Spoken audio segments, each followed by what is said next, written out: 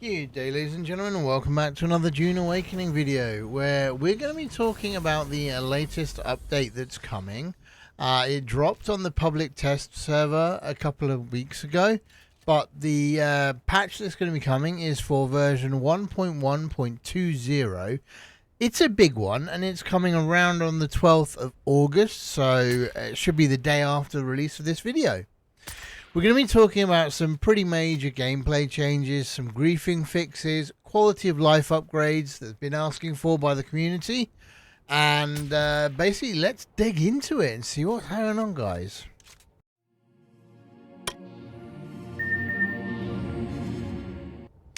First of all, Pentashield bases, that old problem of griefers where people are creating bases out of ghost walls and are basically making their bases impenetrable, right? You've probably seen these floating around in the deep desert. All these bases that are defying gravity, and they're basically indestructible, guys. So these are going to be unsupported, or they are unsupported. They are an exploit, and they should not be able to be built. So pretty much these are going in 1.1.20, okay?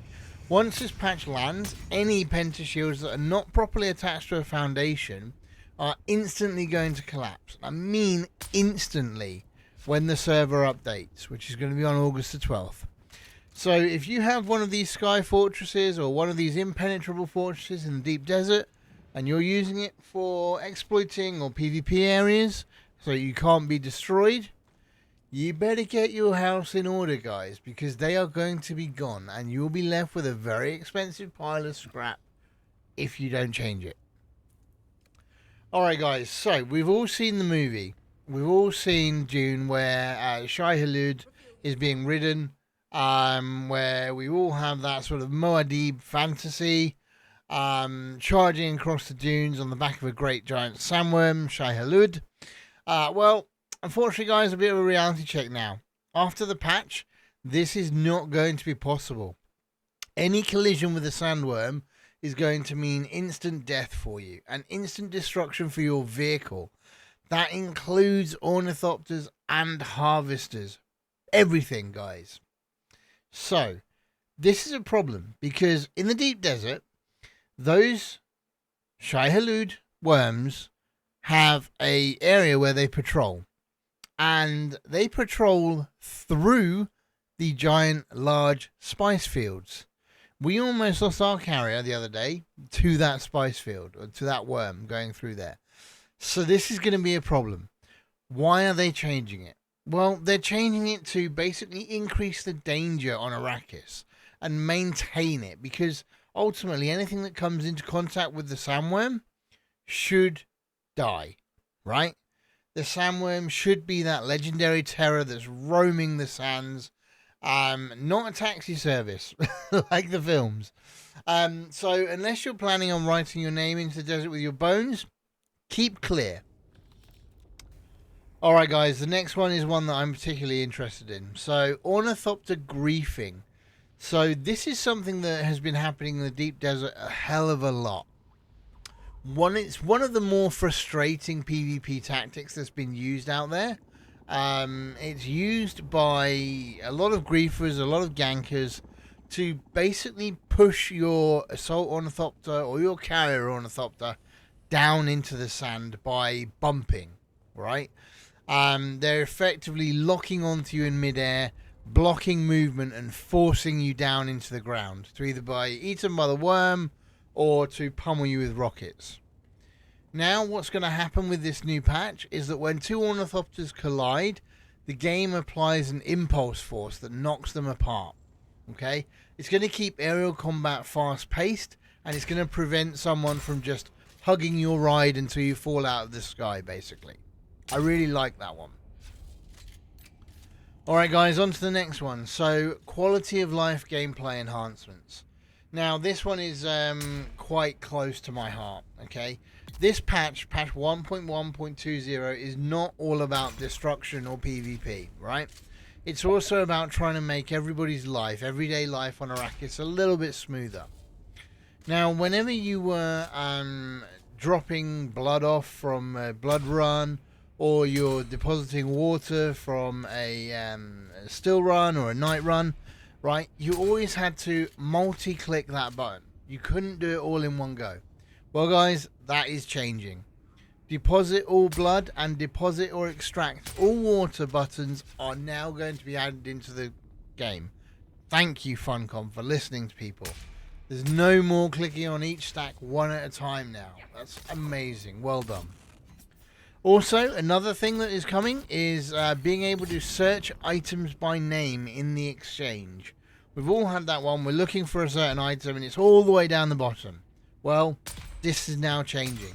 We are going to be able to search for items by name in the exchange with better category organizations as well. So finding that rare component or rare spice stockpile is going to be way easier now. What I'm kind of hoping that they do is, as with MMOs, I've been playing them for the last 30 years, I wish that they would actually implement this for the storage of your bases. Right, so you're able to search what you want throughout your entire base. It shouldn't be too much of a leap to do that now, hopefully. And they can hopefully bring that in. Hopefully this is the foundation for that. Alright, for all you builders out there, the Solido Replicator is now going to copy your decorations and your placeables. That's huge. Right, that means now that your base designs are going to be quicker to duplicate and your aesthetic visions are going to be easier to share. Right, so no longer going to have to go in and rebuild everything once you've done your main structure. Talking about resources, deep desert resource balance, guys. That's a huge thing. Big changes are coming to the deep desert. We had it a couple of patches ago where they changed the area for PvP and PvE in the deep desert. So A to the middle of E is all PvE area, except for obviously the little pockets of PvP. And then the middle of E upwards to I was all PvP. Now, the devs have decided to make another change to this, so that risk and reward has always been a bit of a delicate balance, right? But they're now going to be putting more titanium and stravidium nodes into the PvE area, so that any PvE players who don't want to go and do PvP will be able to essentially get that tier 6 gear and be able to build plastanium ingots and get that tier 6 gear, right? So that's a good thing. Now, I'm all for PvE and PvP to a degree, okay? There's a lot of controversy around this because people think that Funcom are ruining the game for PvP players and are only catering to PvE players. I don't see that, okay? I do think that PvP is very well catered to in this game. There is a lot of griefers in this game, right? Now, I understand that's part of PvP. The minute that you go into a PvP zone, you waive all rights, right? That's it. You are not immune, okay? So that's what I think everyone just has to remember here. Also, another thing, spice fields are also going to be spawning more frequently in the PvE controlled zones, as well as the PvP zones. While PvP will still dominate certain hotspots, the tweaks are meant to give smaller groups and solo players a better chance to claim these resources without instantly getting vaporized by raiding squads, which has been happening. Alright, last one, PVE Safety. So closing up that NPC exploit gap.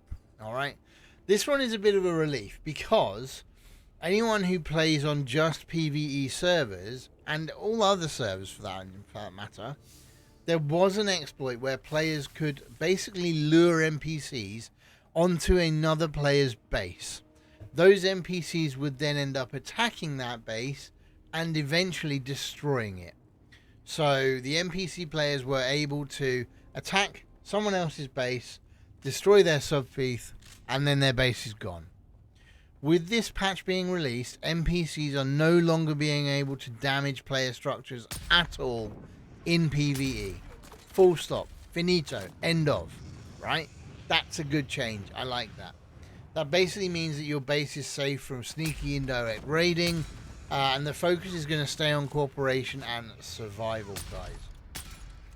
Now, I hope this has given you a bit of an overview as to what's to come on the 12th of August, guys. If you do like the content, please do smash that like button, hit that subscribe button, ding dong that notification bell so you get notified as to when I release my videos, which is a Monday and a Friday. And guys, I just want to say a massive thank you for all the support on the channel so far. We have hit that 2,000 subscriber mark. Thank you so much. We've got a big stretch goal. 5,000 is the next one, guys.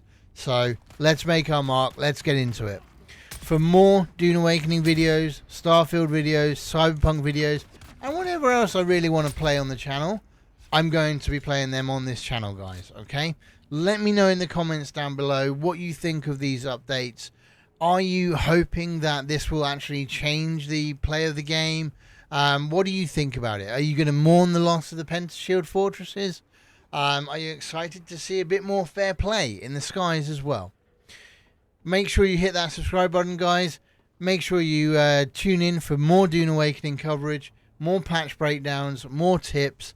And guys, stay sharp out there, stay hydrated, and we will see you in the next one. Have a good day out there.